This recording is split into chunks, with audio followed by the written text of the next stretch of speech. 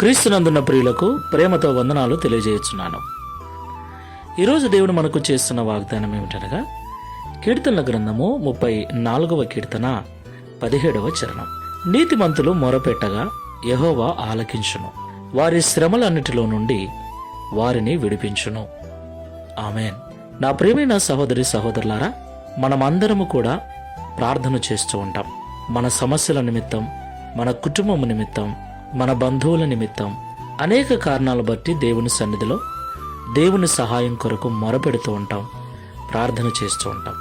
అయితే దేవుడు మనం చేసే ప్రార్థన వినాలి, మన పరిస్థితులను చక్కబరచాలి, మన శ్రమల నుండి కొరతల నుండి విడిపించాలి అంటే మనము నీతిమంతులమై ఉండాలని దేవుడి ఉదయకాల సమయంలో మాట్లాడుతున్నాడు. ప్రియులారా, నీతిమంతులు మొరపెట్టగా యెహోవా ఆలకిస్తాడని దావీదు గారు మాట్లాడుతున్నారు. ఈ మాటలు వింటున్న ప్రియ సహోదరి సహోదరులారా, ఒకసారి మనల్ని మనము పరిశీలన చేసుకుందాం, సరి చేసుకుని ప్రార్థన చేసుకుందాం. ప్రేమ స్వరూపుడా, పరిశుద్ధుడా, పరిశుద్ధమైన మీ నామమునకు స్తోత్రాలు చెల్లిస్తూ ఉన్నాం. అవును తండ్రి, ప్రతి దినం మేము ప్రార్థిస్తూనే ఉన్నాం. సమస్యల కొరకు, రోగముల కొరకు, మా పిల్లల కొరకు, తల్లిదండ్రుల కొరకు, కుటుంబం కొరకు, క్షేమము కొరకు, ఆరోగ్యము కొరకు ప్రార్థన చేస్తూనే ఉన్నాం.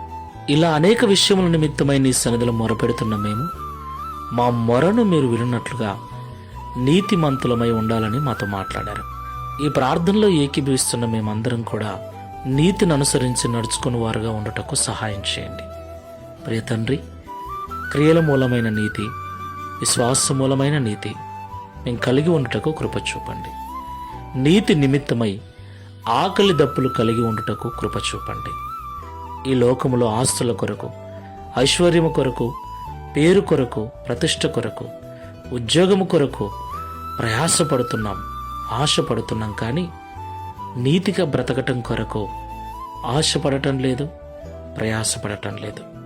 అయితే ప్రతి క్రైస్తవుడు ఈ లోక భోగముల నిమిత్తము కాకుండా నీతి కొరకు ఆకలి దప్పులు కలిగి ఉండాలని పరిశుద్ధ గ్రంథం సెలవిస్తుంది.